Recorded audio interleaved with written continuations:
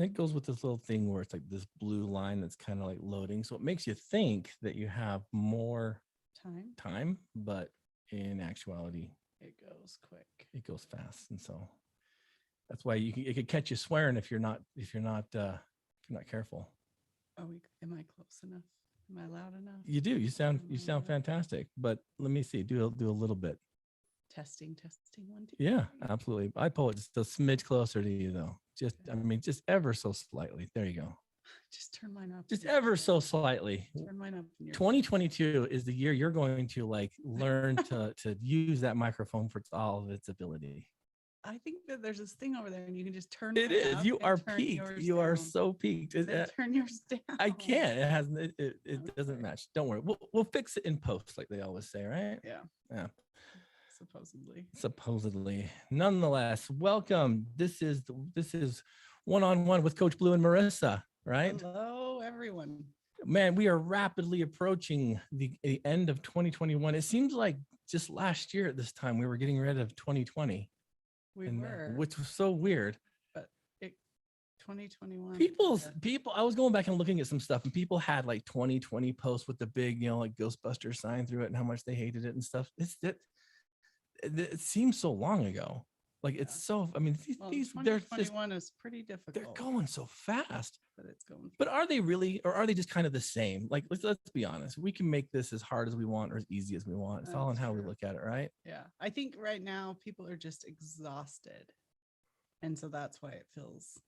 Do you not think that people were exhausted in 2015? Yeah. Not this. They had no idea what was coming. Yeah, absolutely.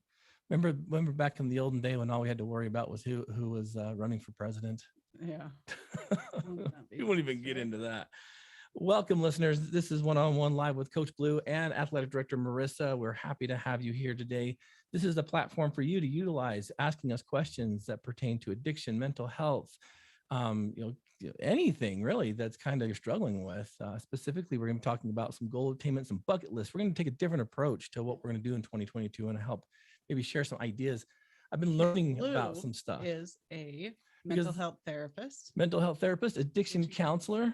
I guess the official title is substance use disorder counselor, right? Yep. SUDC, is that what it is? And then clinical mental health counselor. And there's this funny thing between A's and B's, but who really cares? Like I remember when I got the letter in the mail saying you need to be a SUDC A because I've been a SUDC since an LSAC to begin with, back in 2002, 2001 or 2001, 2002. And I'm like, that's just a weird thing to make more money, isn't it? Like to add a letter to your thing. Well, it's something for the Utah State to make more money because you have to pay them more. Some people believe in jobs that it will get them more money. I'm not sure. I know the difference between I think it's an A, a SUDC A, and what's the other one? It's just a SUDC. Just a SUDC. Normal. Man, I don't know. Advanced. Yes. Yeah. And you're advanced. All it is 2000 and experience. 2001, 2002. When I was up there at the we're University at 2 of Utah. decades. I think you're in the advanced category. But working I guess in the field of addiction recovery for over 20 years. What supersedes that, I guess, is the old clinical mental health therapist, right? Yes. But you have the cool degree. We get lots of questions really about your degree because people hear yours. I feel like I answered a lot. I know you do, but it's kind of funny because people are like, oh, a therapist. But then when they hear a recreational therapist, they like all gravitate towards you. They're like, whoa, what's this? How much more fun is that than just sitting? It's not talk therapy. It's more activity oriented therapy, activity based. It's using recreation and leisure. I love it too because it is the foundation of what Addict to Athlete is. People say that. Well, I say that when I thought of this idea in 2011, it was my idea, not even close. I learned all this from you. Let's be honest. Recreational therapy is about being able to then have an experience, an activity, that leisure experience, but then process it. Instead of just going and experiencing it for what it is, it's about being able to learn from it. That's one of the premises I think we've had on Addict to Athlete. It's not about bigger, better, faster, stronger. It's about what are you learning in the middle of it? Yeah, it's not just being able to do an activity. It's using different modalities and being able to do assessment and see where somebody's at and setting goals and goal attainment, but also then being able to learn from the experience. And making it therapeutic. Obviously, recreation is therapeutic inherently, but it is adding to the inherent therapy of recreation and having more of. We're going to take a deep dive into this, but first we better do something, because I'm not getting excited now. Before, when you came down, you saw me, I was in tears. Yes. And I was like choking up when I was talking to you. I'll tell you why. But first, I want to give a special shout out and thanks to our Patreon subscribers. Anyone out there listening or watching, if you want more content, this is the way to do it. Yeah, if you're listening to our podcast, you've heard it, you know anything about Addict Athlete, and you want more, this is the great way. This is the way to do it. And I feel like this is something that if you contribute to Addict Athlete to the Patreon program, we give you something back. So instead of just submitting like, a donation, which we totally appreciate, this is actually like me feeling better, like giving you something back. We drop weekly episodes of the Extracurricular Recovery Playbook. We're on episode 30 right now. Wow. And what it is it's the foundation and backbone of how Addict to Athletes philosophy can help you overcome addiction, mental health trauma, everything. It's a way to kind of exercise yourself into a mindset of overcoming and perseverance. Therapeutic workbook, pretty much. Absolutely. And guess what? It's all not like pumping iron and doing jumping jacks. There's a lot of emotionally based content here. So if you want more, then maybe this 2022 is the time that you draw that starting line and you're like, it's time for me to take over my life again. Jump on, become a Patreon subscriber. We have plenty of tiers for you to choose from, ranging from $2 a month all the way up to the $100 top tier, which gives you all kinds of perks and features and merchandise. And all kinds of fun stuff, but there's a bunch in between there too. And so jump on there. It's patreon.com/addict It'll take you right to the page. It's super simple. You can pay in advance. So maybe at $2 a month, you can pay all at once and you're golden for the rest of the year. Yeah. You got the whole year. It's like $16 or something. And you have instant access to everything that's been published previous all the too. Past stuff. And it's just a great way to support us, but also get yourself a little bit of self-help. Yeah. And this isn't just for those in recovery. This playbook is helpful for anyone. It's very generalized to life and challenges. And we have one $2 subscriber that uses this with her kids. They're teenagers. And so she uses the principles to develop the home team.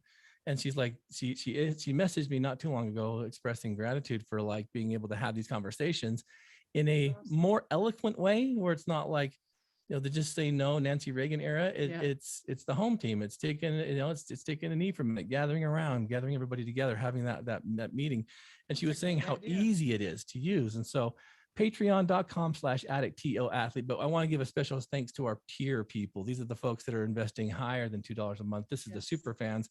They include a guy we know, Mr. Jerem living in Brazil, Thurston. Yeah. Holly Davies, Scott Foster and the Foster family, Coach Chris Williams, Brett Frew. Welcome back to Utah, Brett. Yeah. We got to hook up and have lunch sometime. Marissa keeps saying that, brother.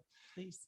We got Coach Tara Butson out there in Telluride, Colorado. Man, she's leaning into it. She's doing awesome. We're going to be having some stuff coming up with Telluride Group here this spring and summer that want you guys to really tune into. And the adventure team that she's creating out there is. We have some awesome things going on. If you are near Telluride or travel there, contact her. Her and her husband, Josh, they do amazing things. They have their own business, but they've also become coaches and Addict Athlete. They're doing a great job. So thank you, Coach. We got Steve Riggs, who has been holding out on us. I had no idea this man was a magic person behind the video camera there. So Steve, brace yourself, man. You've opened Pandora's box. So expect more content from Steve, guys. We're gonna wrestle him in here. He's gonna help us out a little, I think. We got Chelsea Olson. Chelsea, check in. We haven't heard from you for a while. And the Warrior Within podcast and personal development by Sensei KP. So KP is going to be part of our podcast here soon. We're going to wrestle him in here. Our rookie level subscribers, these two, man, they're like brothers. These two, I love them to death. We got Kenny Roseman and Earl Dyer. Thank you guys so much for contributing. They put in a lot of work on this team. Like Coach Jensen's lucky to have these two. And of course, we have the pro level subscribers. We have Gary cruising the Caribbean, Thurston. Yeah, right. They're almost done, aren't they? Finally, on his way home, maybe. My gosh, they've been out there like living it up. Yeah. And Josh Hansen, thank you so much, Josh, for all that you do. Our championship level subscribers. These are they who are at the top tier. They are Shad and Freya Robinson and the Robinson family. Thank you so much. Ron and Dee Loesch, again, who we had the privilege to meet under some humble circumstances, and Tracy Whitby. Thank you guys so much for all that you do for Team Addict Athlete. Jump on, subscribe, $2 a month, give you all the bonus content. Marissa, we have pretty much closed the book on 2021. We're almost there. On the horizon for all of you who are watching and want to participate on the 16th or 17th of January, our year in review. Yeah, I think it's the 18th. Let me look it up. It's one of those days. It's a Tuesday. The Tuesday. We're having our 18th at 7 p.m. We're having our year in review. This is where we give awards out for the most valuable player on the team. We do multiples of those, all kinds of different awards for participation, but we're doing 2 years. Oh, I shouldn't even say that. We're doing the whole 11-year decade now. We've reached that monument. We hit our 10-year and we weren't able to do our thing last year. Why was that? That pandemic thing. So we're going to kind of throw it all together this year. We are. So we have our MVP, but this is, I'll tell you why I was getting weepy. So I'm pulling together all the stuff for the video, and it's going to be a big one, guys. I found some photos and some things, some video that you guys have never seen. And I'm pulling this together way back from 2011. And I've seen these pictures a million times, right? We lived it, right? Yeah, we lived it. But then I started getting into like 2012 and 2013 and 2014. And I'm in 2014 right now, and I'm bawling. Yeah. I'm like, holy crap, because you can see the team growing. I see these little minor leaguers who came on the scene, Russell Hutching and Dakota, and Colby and our children and the Sundays, and oh my gosh, Lakeland and everybody. I'm just like, what? They've grown up so much. They're all adults. I'm seeing like Keith and Ginger Carter's kids, and I'm like, what in the world? Yeah. They've grown up. A bunch of them married in college. They've grown up with this. Yeah. I'm seeing these pictures of me running with Brooklyn and Savannah in the 2014 Lake to Lake, and I'm like, they're just teeny. And I'm seeing all of us. I mean, that's that Lake to Lake relay we did was to have unadulterated time with your child. Yeah. And when Coach Pratt and Coach Sunday approached Aaron down there in St. George to see if we could do this, he's like, I don't know. We've never done this before. What if we could have this little kid team? And since that, they've had multiple kid teams now. Yeah. Since then. But I'm seeing when Rocky Raccoon comes on, right? And then Chip, I saw the very first time I met Chip, and I'm like, dude, what is this? From what I hear, Coach Pratt out there, Chip's making he's coming out of hibernation in 2022. So, oh, sweet. Yeah, absolutely. Want to join us at some events to see that? But I'm watching this and I'm thinking, Marissa, this has been kind of intense. And you and I have been doing some stuff behind the scenes that will help hopefully project Addict Athlete into a whole nother level of support, of outreach. You look back and you think this is the thing. I talk about this frequently. I learned this from Dr. Paul. We are always moving towards the horizon, right? Yes. And someone says, well, where's the end? Where's recovery? Where's the destination? It's like, we're going to the horizon. It's like, I think the Pony Express 50 when I think of this, because it's out there in the middle of nowhere. And we get way out there. And once you reach the horizon, it changes. Yeah. But you can always turn around and look and see how far you've come. You may not get to see how far you're going, but you can always look back and see how far you've come. Putting these pictures together, and I'm like, holy cow, we've come a long way. Time is when you look back at all of this, what do you think of? What you and I have talked about this the other night, like we were thinking there's so many times when this team was held together by one post or by one comment, one email, because I'm like, I've noticed this. And listeners, if you're in recovery, if you're overcoming adversity, if you've had turbulence in your past, sometimes things come back. And they come back at the most inopportune time. Mm-hmm. And you'll see people that don't want to see you change, and they'll try and tear you down. Yeah. There were some situational things that happened to Marissa and I this last week that was kind of like, ouch, that hurts. Yeah. But all in the same breath, I'm thinking when you turn on the light so bright, it's going to attract more, but it's also going to attract the folks that are in the dark. There's been times like about a year ago, we were kind of coming unglued with this, and I'm like, we just don't have time. We're not creating any income, and we need to pay, and we need to pay for things, like like websites and podcasting sites and operations. Not And only operations, it takes a lot of our time. Then currently we don't get paid for that, and so yeah, it takes away from family. and it got real thin from jobs, and it's hard sometimes to balance it. Yeah, it got real thin. Our kids were having a little bit of a hard time, and I've always said this from day one, since my kids were little, that if they ever came to me and said, "Dad, it's too much," the Addict to Athlete would be done. Yeah. And the only reason this program continues to move forward is because my family, and Marissa included, are part of it, but they allow it to happen. And so it got kind of thin there for a bit. Yeah, there's been a few times that it's just been so much stress, so much time that we're just like, is it worth it? And yeah, like you say, there's been one post, one email, some phone call from someone that just said, you've changed my life. You've changed my family's life. You keep doing what you're doing. We appreciate it. It works. And yeah, it's those touching times. And it's not Marissa, it's not me, it's you No. guys. It's you guys that Yeah. keep the heartbeat going. And so, when we've lost athletes in the past, I've thought, well, I remember when we lost Carly, it was like, you remember, I was like, I'm done. Yeah. If I can't save her, what's the point? Yeah. With Dawn and stuff, I'm like, ouch, man. Like, what are we doing here? Yeah. But then you start reinventing and I guess, establishing that drive of like, what are we really doing here? Well, there's still a lot of people out there that need us, that need you.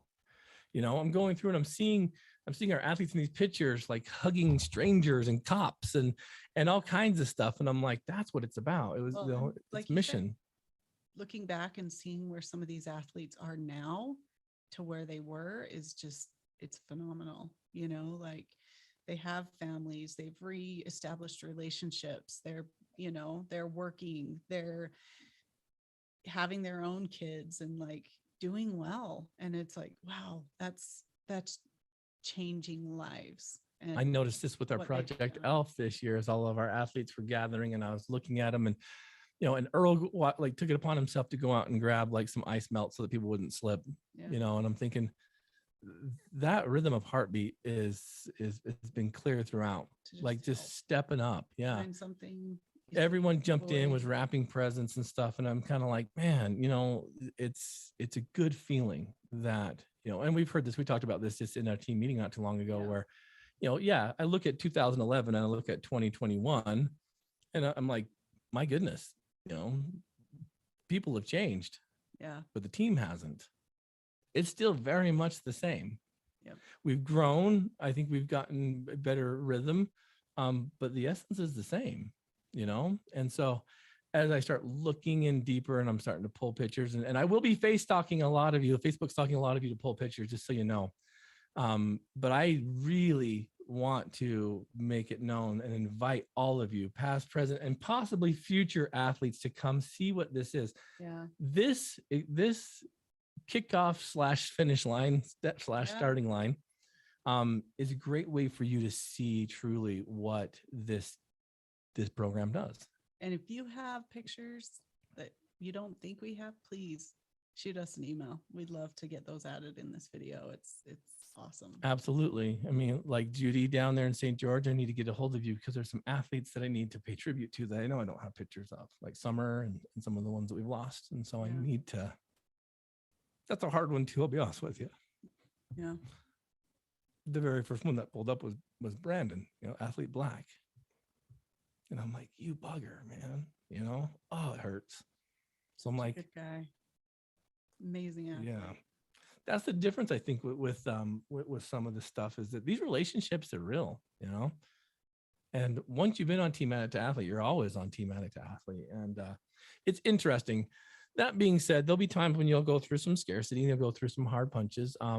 But I know that there's situations out there where we've offended people, even without our knowledge. Yeah. I knew that when I served as a bishop, you could offend people without even knowing it. Yeah. And that happened to us with a situation, but I'm like, I want you guys to know that, like, never are we so high and mighty that you can't approach us. Yeah. we're safe people to be upset with, because I'm not going to retaliate, or we're not going to, throw you under the bus or whatever. I understand that sometimes feelings get hurt and hearts get broken. But we're never in, to hell with you mentality. That's just not how we I hope operate. people understand that there's never anything I believe that we've ever done that was meant to harm, hurt, ruin someone's life.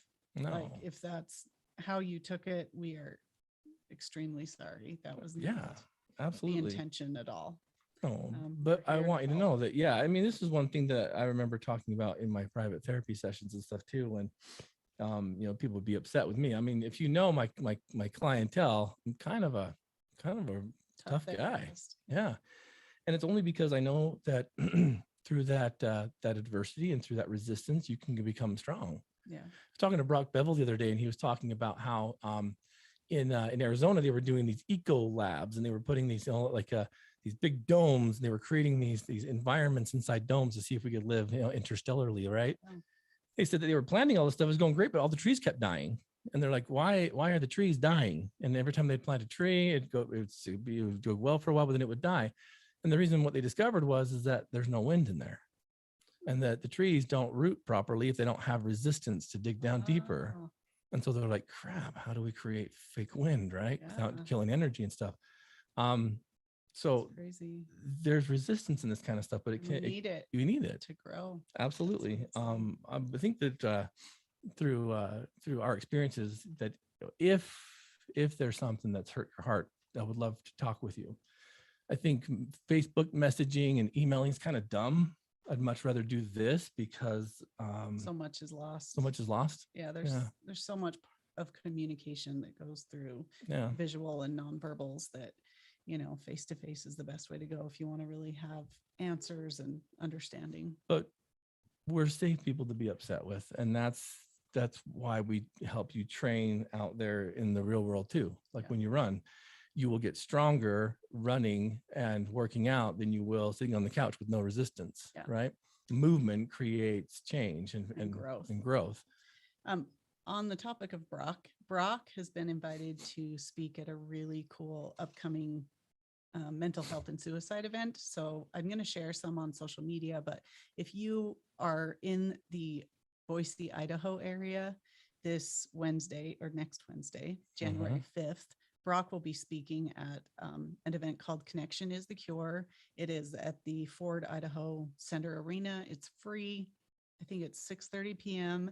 And Alex Boyer, can be performing there. Yeah, the singer will be there, and he is phenomenal.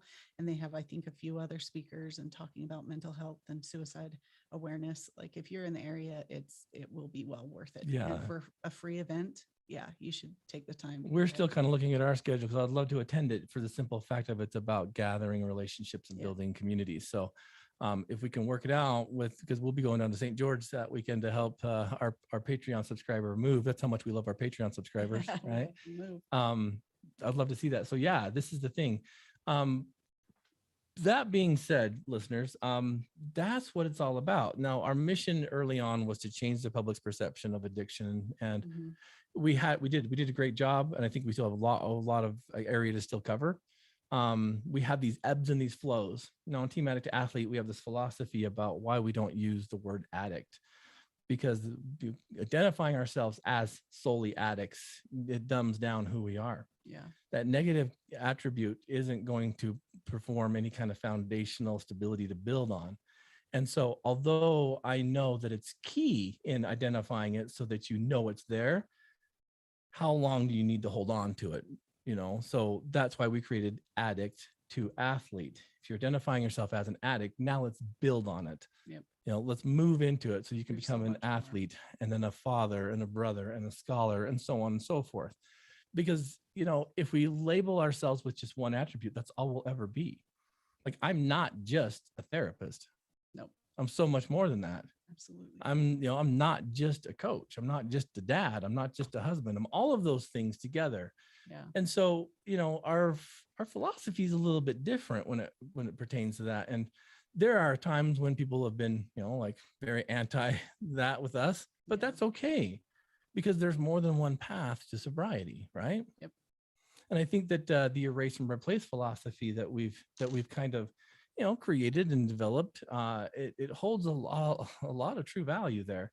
If you're going to erase addiction, you have to replace it with something of greater value, or else why do it? Yeah. You can't leave it. If you take the addiction away, whatever it is, bad, negative behavior, there's a void left, and that's a space in your life. And if you don't fill it with something better, it will be filled with something. So this is the thing is, like pornography addiction, right? We do a lot of pornography addiction. We help people overcome this challenge, and it's very hard, obviously. Yeah. The problem is that what's of greater value than that, right? Well, that's what we help you tap into, right? We help you establish. And you're going to have to find out what that is for you. Everybody, it might be different. And that may mean that you try different things and find what seems to fit better and feel better. Yeah.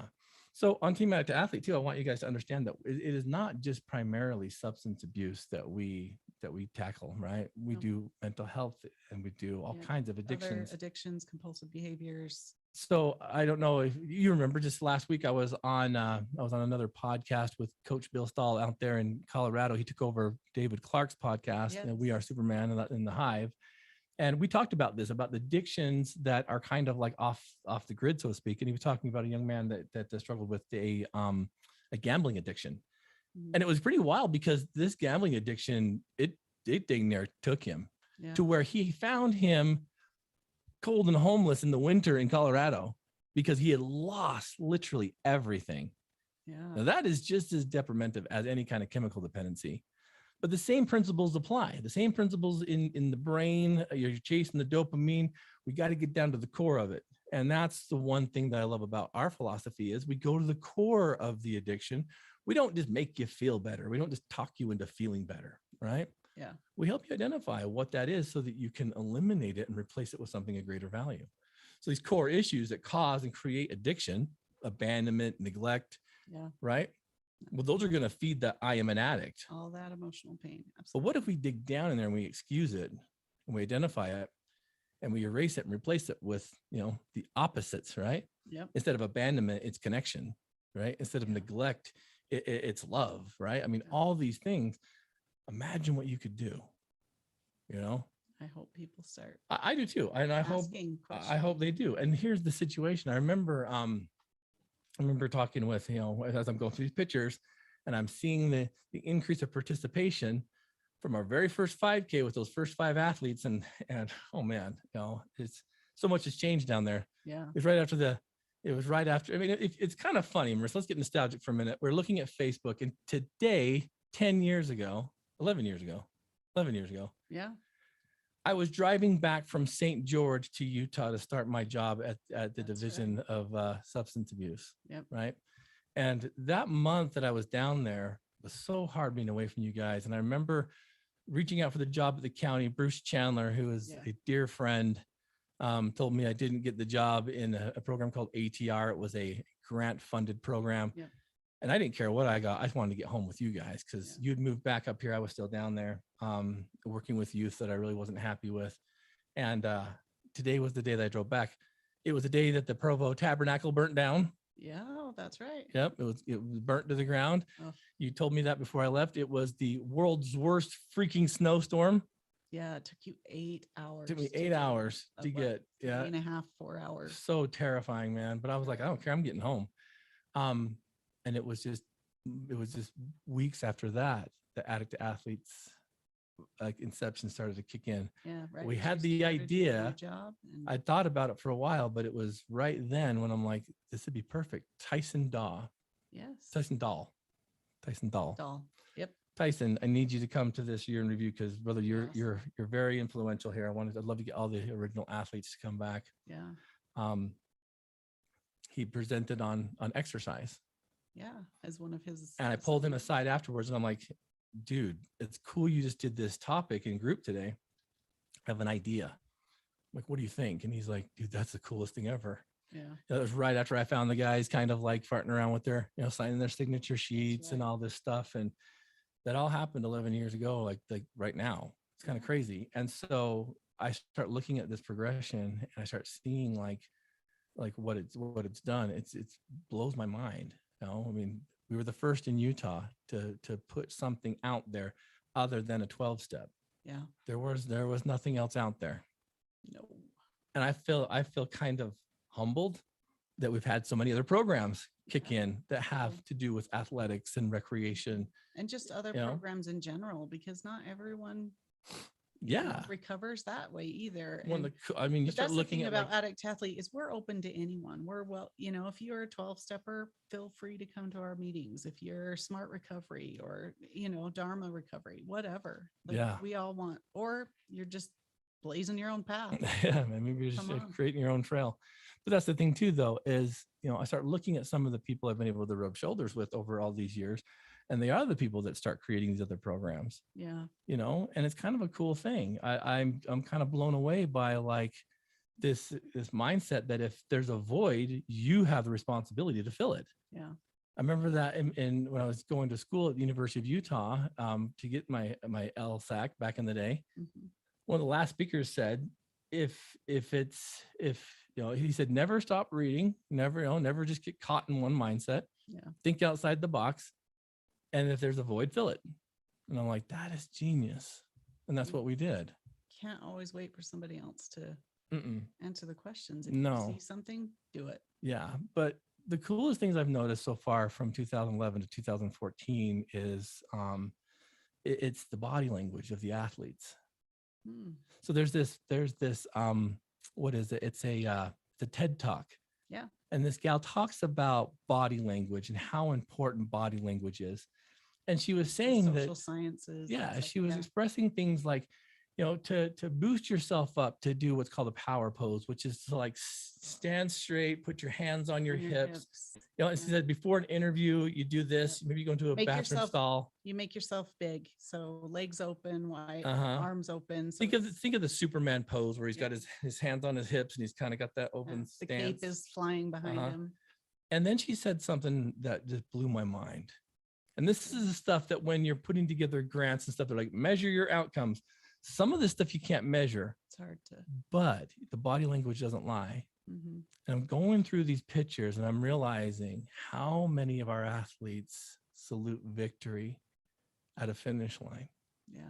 So think about it for you listeners that can't see this. It's the victory pose. It's when you're crossing a finish line and you have your hands in a V, arms straight, raised above your head, and you're doing that champions. Maybe you got one fist in the air, like again, the end of the Breakfast Club where he's out there on the field, or you got both of them. It's signifying strength and presence, and outcome and victory. And she said, now you think this is something that people do and they see and they mimic. The thing is that blind people do this. They've had blind people do it. They've never seen it, but they do it. Victory pose. Yeah. So I'm like, So, one of the hardest things about Addict to Athlete is how do you study it, right? How do you, what do you say? How do you quantify it? Yeah. Well, I start looking at these pictures and I'm starting seeing little kids. I've got our kids, arms in the V. I've got athletes that just barely started, arms in a V. And they're on top of mountains. Where are their hands? Arms in a V. And I'm like, this is pretty wild. Big. I've done it.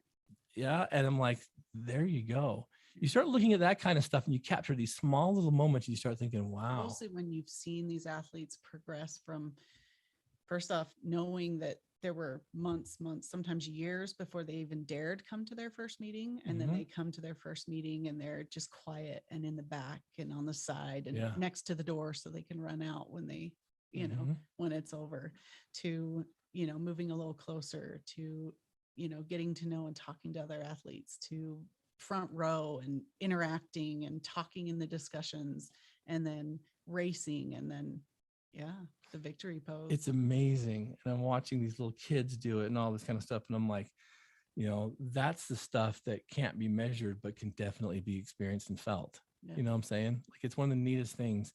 And so these who are now crossing these finish lines of challenge, got their arms in the V. They were once the ones that were hidden in the dark, and were using, and we're making themselves small. Yeah. And it's been really interesting. You and I the other night watched a movie that I didn't know influenced my concept of addiction recovery as much as it did. Yeah. And I don't know if the listeners or even the people I work with understand how important this movie, this real person, almost a documentary of life, really was to how I approach helping you overcome addiction.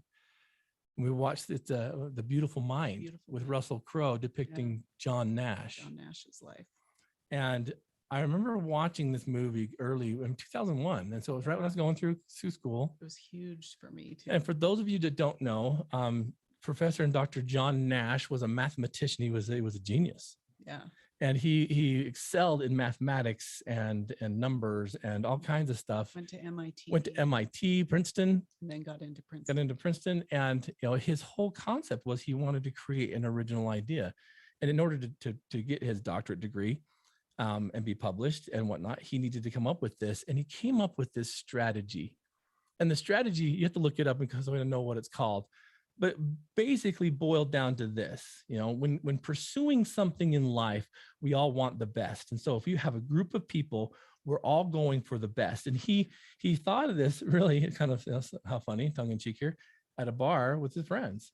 And this group of girls walked in and he saw this blonde girl who was very attractive and these friends that were very attractive, but everyone was looking at the blonde. It is called the Nash Equilibrium. The Nash Equilibrium. So in game theory, you may not understand this, athletes, but this is my premise with who John Nash is. That really, if you've worked with me personally, or if you've been part of this team, this is the method I use with you. And so, and really, what John stands for, not just his equilibrium theory, but if all these guys go for this blonde, what's going to happen to the girls that are with her? Right? They'll be offended that they weren't picked first. Absolutely.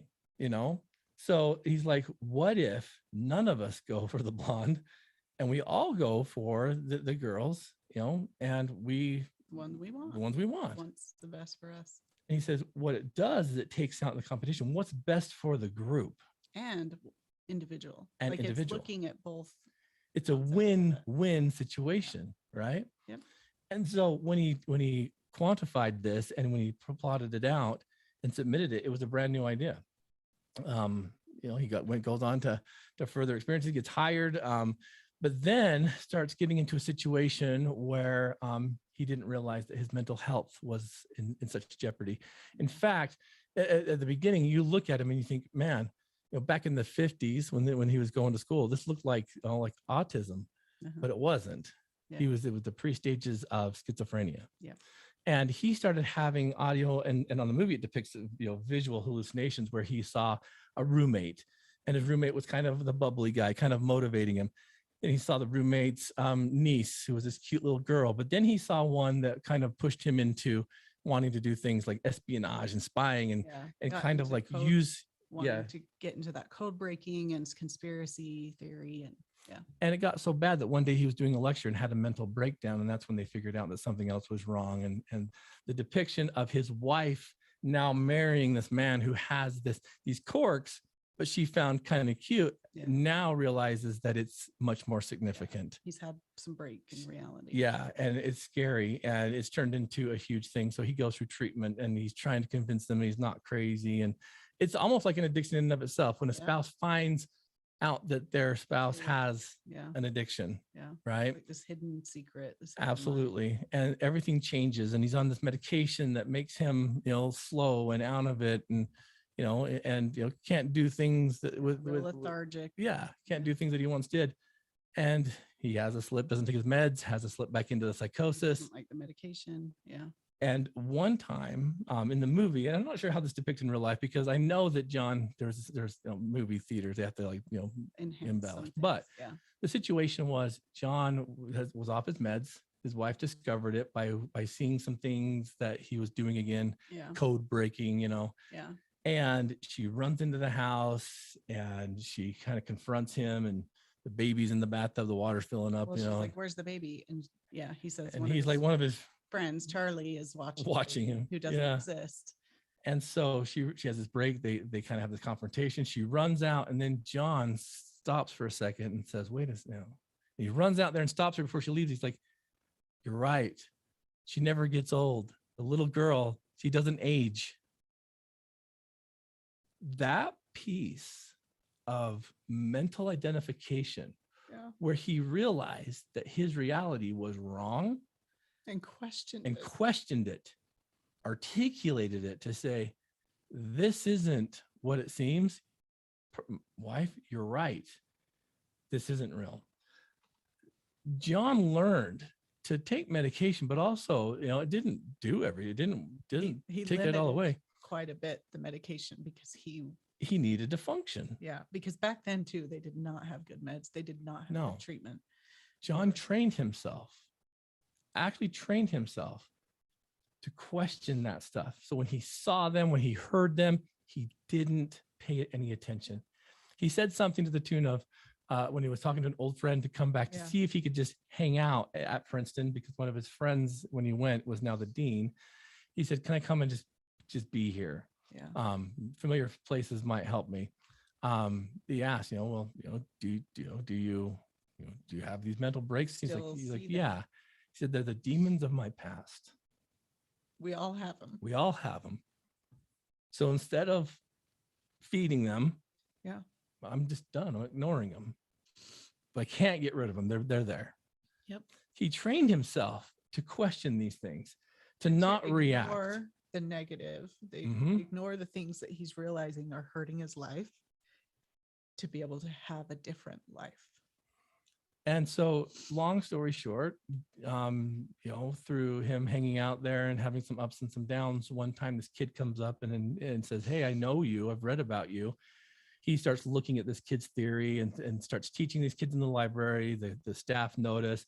They realize that John's come a long way. They actually give him a position to start teaching again. Professor again. And then one day in 1994, years later, he's presented with the Nobel Award for his theorem, which has revolutionized marketing. It has revolutionized court proceedings and all kinds of things. And he's kind of blown away that was the one. They've used it in ways that he'd never even thought of. And so he was presented with this award, and still very much schizophrenic. Yeah.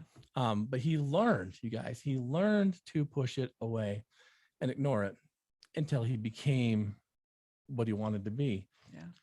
Well, I remember when I was watching this, having that, I'm like, oh my gosh, I forgot how much that influenced what I do as a mental health therapist and addictions counselor with you. Is we erase the addiction by replacing it with something of greater value. You're moving from addict to athlete, but that addict is still there. We just don't feed it, you guys. Learning to ignore it, we don't call it out. We don't label ourselves with it. We don't call ourselves addicts anymore. Don't focus on it. No, you come to our meetings, we don't talk about substance use recovery. I mean, it's part of the secret, right? What you think about, you bring about. Yeah. So you do not think about the things that are ruining and hurting your life. That's not what you want more of. No. You think about the positive. You think about growth. You think about love, connection. Those are the things you bring into your life. Yeah. And so I started, it was funny because I hadn't seen that movie in years, but I'm like, I cannot believe how influential that was in the way that I approach. And guess what? Yeah, it works. In so many ways. You know how it works? Look at how many people we've helped. Look at how many people I've helped. If they get serious. Are learning to ignore that addict brain. Absolutely. Right? That's how I quit using. I started to ignore it. I'm like, I'm not listening to you.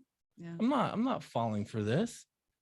And it's kind of funny because it's like, we can teach you how to feel good, but what if we truly taught you to erase it? Yeah. But then you've got to have something to replace it with, and it's got to be things of greater value, not just one thing. Sometimes one thing isn't going to work. So it never will. Something else in your toolbox. If you replace addiction with one thing, guess what it becomes? An addiction. Too much of anything. And that's why we got kind of slapped around when we first started too. Oh, you're teaching them to be addicted to working out. You fools. Yeah. You don't know us very well either, do you? Because that's when we introduced our service and our public outreach and our community support and our athletics. Yeah. You know, it's not about bigger, better, faster, stronger, but I highly recommend watching this movie if you want to refresh. Think about it as if you're, you know, Nash, and it's not schizophrenia, but it's your addiction. Yeah. You use that same strategy. You can put it away. That's why I believe that addiction can be healed from, not just recovered with. Yeah. And I know that's a hard one, and we have to use the word recovery for everything we do. And I absolutely hate it, because recovery means that you're still broken, that something still hurts. I'm under the belief that if we apply these principles and if we push that stuff out by gathering more, that we can heal from this. Yeah. That's a hard one. People don't like that one. I know. Right? Sorry, know why, son. It's like, also, John Nash did this so long ago. Why are so many people still stuck in thinking it's not possible? Because it's not easy. Yeah, it's not easy. You guys know this. If you're in any kind of recovery, in that process of healing, you know it's not easy. I've watched so many people on Facebook this last week start to pull away, start to, you know, make themselves small because of their situations. Could be, you know, family situations, could be financial situations. Yeah. And so when stuff starts getting hard, instead of standing up, they get small. You know, it's a prone to hide. And it's like, Yeah. you know what? The fact that you're posting this is huge. Now stand up a little higher. Don't go away. Yeah. Flex a little muscle. Keep it going. Yeah. Tell us more, you know, right? Like, create something new. It's, you know, and I hope I don't embarrass Judy, but it's the philosophy of what we did with athlete Judy Barricall. Mm-hmm. When she came to group all those years ago and I heard her pain, it shook me to the core. Right. Oh yeah. And the first thing we told her is, you're running a race, you know, because the race was sponsored by a family like, who I had came here for therapy. The race had the same situation and tragedy that she experienced. Yeah. That little motivation that she put her on this path of success that I think is amazing, monumental. It's a miracle. And it wasn't easy for her. No. You know, and I'm like, lots of time. Absolutely. And it's like, she was playing small. And once she faced that adversity and got big and took her place, look what she did. And I think she's 9 or 10 years clean. She's a substance use disorder counselor herself, and helping others now. Absolutely. And it all started with her just coming and being ready to be done. I don't know. I see this kind of stuff. This is why I'm so excited. If you are around, or if you're not around, make sure you're here on this platform, because we will live stream it. January 18th. There are multiple awards to be given. You know, there's some new ones, and then there's some older ones, but I'm excited to embrace 2022. I'm looking at it not as goal attainment, but as bucket list items. I want you guys to, you know, I'm one that likes New Year's resolutions. I know people are like, oh, I hate them, but that's because we're stupid and we're dumb and we don't ever do them. So how about we get away from goals and we do bucket lists, right? There's some bucket list things we're going to do this year that you guys should be aware of, right? We're going to have a brand new race that we're putting on, and it'll be in June. And you guys who are here in Utah County, you've experienced it once before. We did a little training experience last year. Coach Jensen, Marissa, myself, and the board of Addict Athlete will be putting together the No Man Left Behind event, where you have teams of 2, 4, 6, and you can't be more than 20 feet away from each other. You have to finish the run together. You're as fast as your weakest link, or you're as slow as your fastest person, right? You're just a team, right? You're just a team. And it's not about who gets there first. It's about who gets there.